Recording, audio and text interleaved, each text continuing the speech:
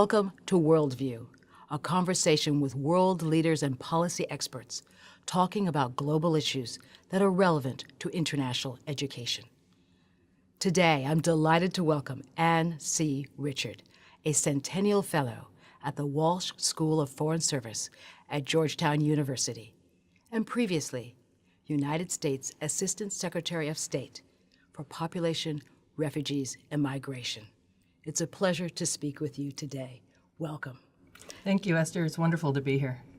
You have worked your whole career in humanitarian issues on some of the most dramatic and life-challenging issues. What drew you to humanitarian work? Well, the first thing that I think influenced me was growing up in a small town and being interested in seeing the world. And so at 16, I was an exchange student to Austria.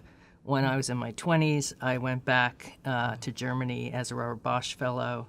And throughout this, I wanted to see more of the world, and it grew on me that the situations around the world are very uneven.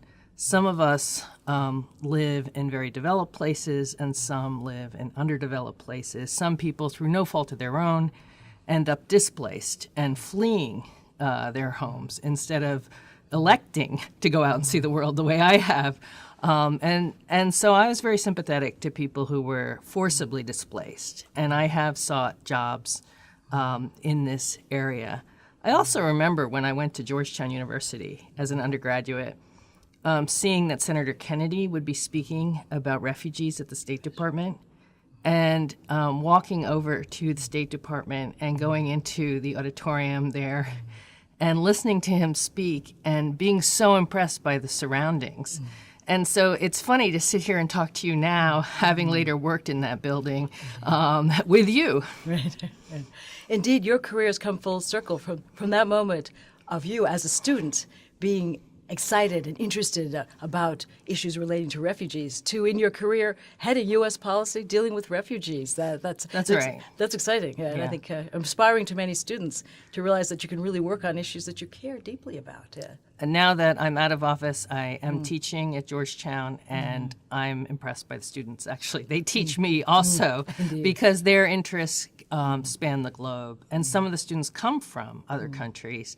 And so it's a real conversation that we have in the classroom. That's great. So there's a real benefit for you to have international students in your classroom. Oh, absolutely. And to illustrate some of the points that we're making, talk about their own governments, their own neighborhoods that they've, regional neighborhoods that they are from. Yeah. No, that's really exciting to have the sense that people live in the classroom, the issues that have talked about. And indeed, this is such a critical issue, the movement of people, whether as migrants or refugees. Can you give us a sense of the scale of the problem? What are we talking about the millions of people who are in these situations? Well, unfortunately, there are record-setting levels of forcibly displaced people.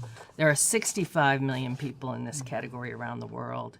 About 22 million of them have crossed an international border and are considered refugees under international law. And another 40 million, more than 40 million people are displaced and still inside their own countries. Both refugees and internally displaced persons need help.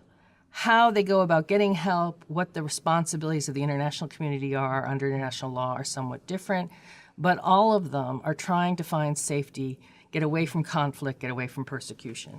Indeed, indeed. My understanding is amongst those displaced, if we take refugees in particular, that a large percentage of them are actually under the age of 18. They are young people. Are there particular things that educators should be thinking about, in a sense, is providing education to those displaced young people, in a sense, an investment in future conflict prevention? That's it exactly. What we've seen is that in the past there was a sense that providing some sort of schooling or education for refugee youth was something that aid workers thought really ought to be left for later, that they were really focused on short-term relief. So they were talking about food, clean water, sanitation, basic medical care, and some shelter. And education was just seen as a luxury. But what we've come to see is that experts looking at this issue realized that children are safer when they're allowed to come together in a classroom situation, even if it's under a tree or in a tent in a refugee camp, that they are then stimulated, given a chance to play. If they have been traumatized, they have an opportunity to do some artwork or listen to some music, to connect with adults who have their best interests in mind, to free up their parents to go and figure out solutions for the family, find assistance, or try to find some way to make some money on even in their displacement. And this idea that we could wait somehow to send the children to school, that is really not a smart move, because more and more we've seen refugee crises last for a long time. They have become protracted. I have been places where the grandchildren of the original refugees are now growing up. And so there is no waiting. Waiting means that a child misses out on an education and will live a very stunted life. It's a very powerful idea to recognize that situations have become protracted, that many people, when they think about refugee crises, think in a short term, although with best of intentions, but realize thinking in the short term. And really, the nature of the refugee crisis has changed fundamentally. Do you think those changes will persist? Is this basically the fortunate new situation for many refugees, that these situations are even more difficult and may last much longer than many people expect? I think what's missing is a successful diplomacy. We have seen that the only way to really resolve a humanitarian crisis and a refugee crisis is to have peace and good governance return to the countries that they've fled. And diplomats, despite their best efforts, have been unable in recent years to pull off major peace agreements in some of the situations that are producing the most refugees. If you think of Syria, or if you think of Rohingya fleeing from Burma, also called Myanmar, these situations are live. We have yet to find a way to have it so that people can go home and expect peace, stability, and an ability to thrive in their home countries. Can you tell us more about the complexities that diplomats face when they're looking at difficult situations such as Syria or the challenges facing the Rohingya? Well, one of the big issues that I worked on was convincing the neighboring countries to allow refugees to come in, because they feel their responsibilities are first and foremost to their own citizens. And so saying to an education minister, you should open up your classrooms to refugee children, can be quite controversial if he's concerned that the parents of the local children will come to him and say, you know, our children are somehow being disadvantaged because the school day is now shorter and we've gone to 2 shifts, or there are more children in the classroom. Or our land is being taken over. Instead of for crops, it's now being used to host a camp. And so one of the things we've tried to do is to convince other countries, other wealthy countries, other caring countries, to do more, to join us in doing more, to help the countries that host refugees. We also think that the scale of the crisis has reached a point where it's just not enough to have donor governments contributing money. We need the private sector involved. We need ordinary Americans and members of publics overseas to care and mobilize to get more aid to people. And of course, it won't surprise you that I also think we should invest in diplomacy so we can resolve these crises. Ultimately, you need to find the political solutions that will then end the crises that are driving people out of their homes. That's right. The best solution for a refugee, in many cases, is to go home again. Sometimes it can be arranged that they are allowed to put down roots and stay in the countries to which they fled. And a third option for them can sometimes be resettlement in a new country. And traditionally, the United States was the leader in accepting refugees for resettlement. It only benefited a small fraction of the world's refugees. But for those refugees, if they had been, for example, tortured or had very specific medical needs, starting over in the United States could be a life-saving move that benefited their entire family. Unfortunately, right now we see that the Trump administration is slashing the number of refugees who are brought to the United States to restart their lives here. And this is a big policy shift that is really disappointing and alarming. The United States had been a leader in providing resources for the refugees it chose to admit. And indeed, the administration is now talking about that they're capping the number of refugees coming in at a much lower level at 45,000. And my understanding is at this point, the rate of entry has been so low that we may have the lowest number of refugees admitted since 1980. That's right. In the Obama administration, we were trying to build up the number of refugees we took in light of the fact that there are record-setting numbers of forcibly displaced around the world. And unfortunately, the Trump administration is slashing those numbers. The Obama administration achieved 85,000 refugees brought to the U.S. in the last full year of the administration, was putting in place plans to bring even more. And the Trump administration may end up bringing 20,000 this year. What's happening is the network of faith-based and secular groups that work at the local level across the United States to help these refugees start over, find them an apartment, get the kids enrolled in school, make sure they know how to use the bus, help the parents get a job to support themselves. That network is really imploding because of the rapid decrease in the number of refugees coming. That is really striking. You may know that NAFSA have had a very important commitment to humanitarian response, and at a previous annual conference a few years back, NAFSA actually adopted a resolution supporting entry at a 100,000. So this is an important issue for many NAFSAs. But as you have indicated, that the United States has an important network to support refugees, that both in its process of admitting refugees and the work it does with UNHCR and to bring refugees in, and the important nationwide network here is really striking. You may want to share a bit about how the United States works to help refugees settle in this country, that there's a really well-developed, well-thought-out network, and indeed that itself is a resource that we don't want to lose. Well, the network that was in over 180 cities and towns across the United States was tremendously successful. It was partly the generosity of ordinary Americans in donating gently used furniture or school supplies or kitchen supplies to these families arriving from overseas who'd been through so much. And it was partly the drive and resilience that these families exhibit.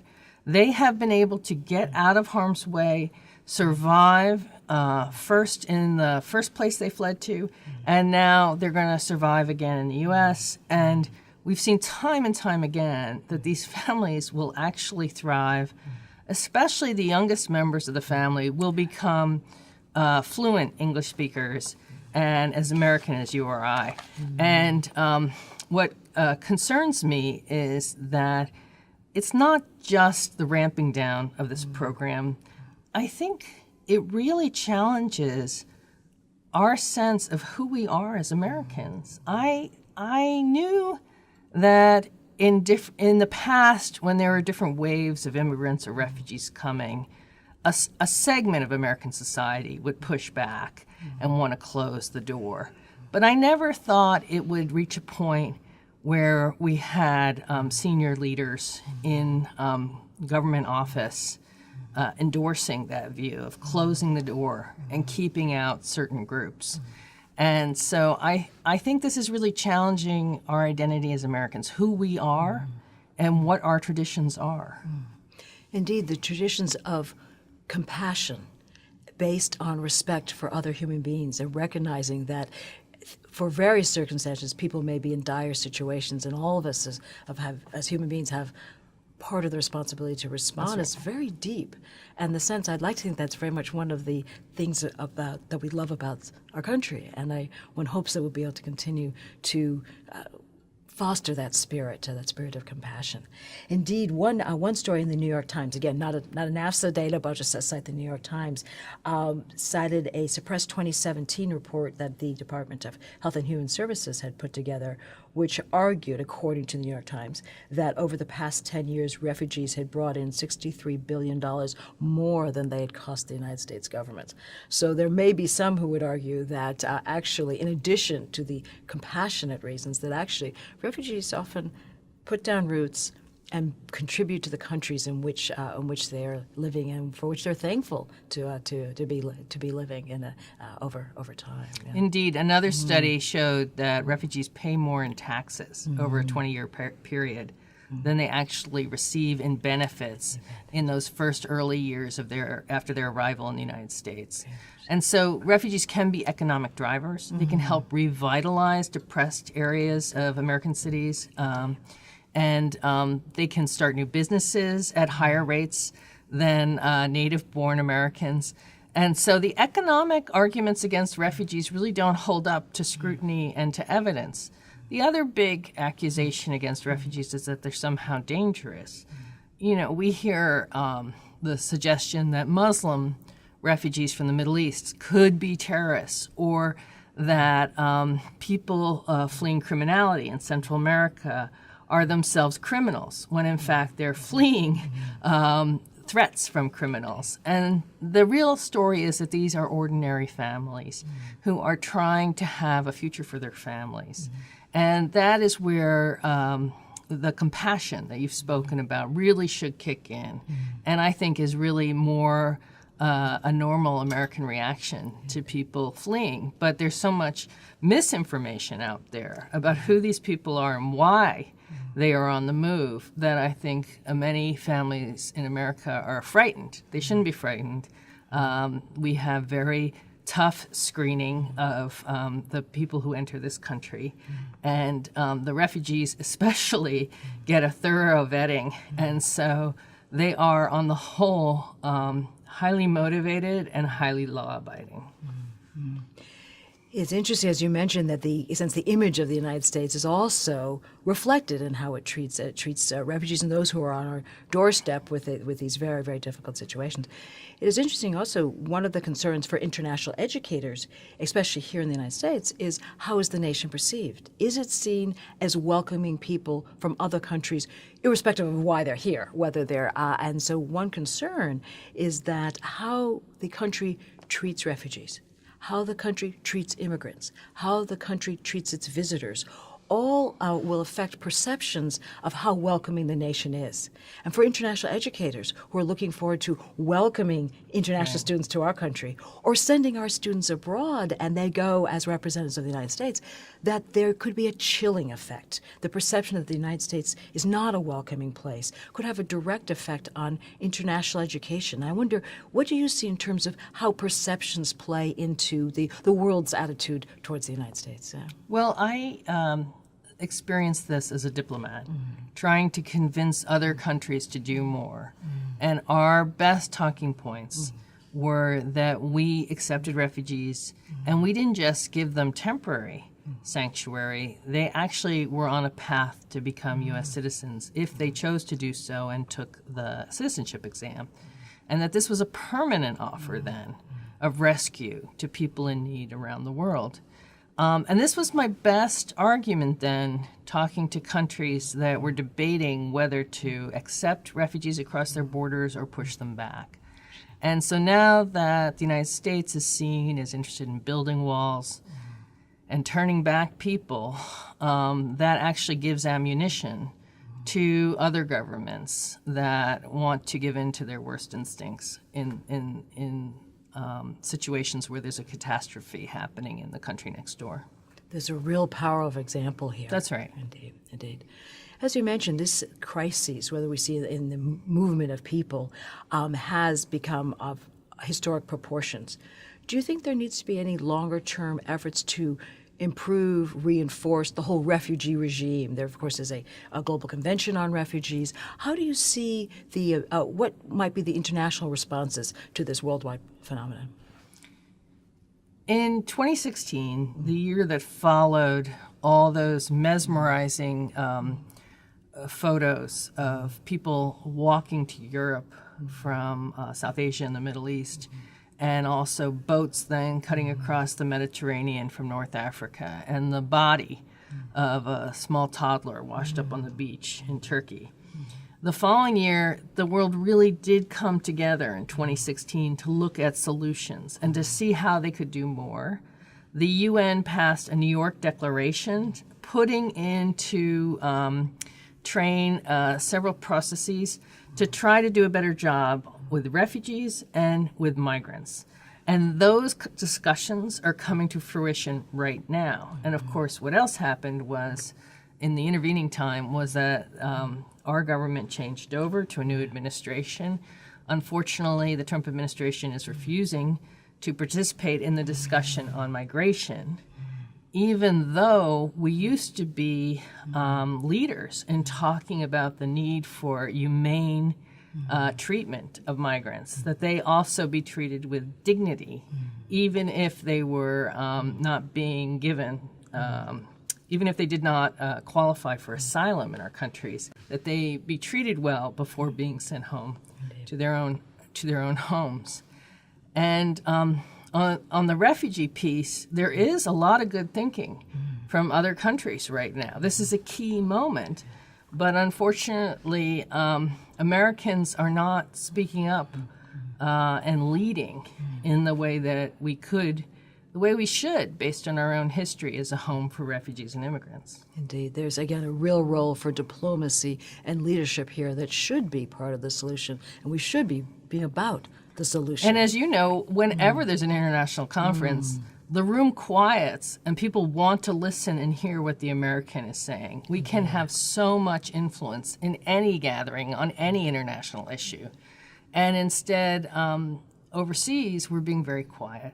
We don't have the people in place in the State Department. We don't have the full group of experienced international diplomats who ought to be out there advancing the best ideas of how to help refugees. Indeed, indeed. That is so important to be able to shape the direction and help contribute to finding a solution.